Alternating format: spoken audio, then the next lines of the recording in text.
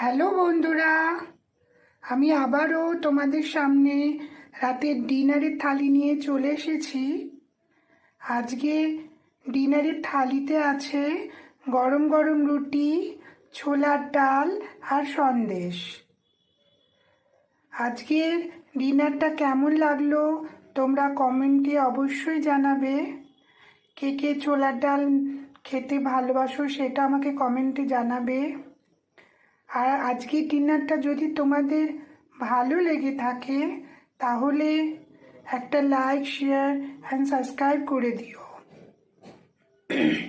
বন্ধুরা, বুঝতেই পারছো আমার গলার অবস্থা খুবই খারাপ, খুব ঠান্ডা লেগেছে, গলাটা পুরো বসে গেছে। তবু আমি চেষ্টা করছি। বন্ধুরা, সাপোর্ট করো, পাশে থেকো ভালোবেসে।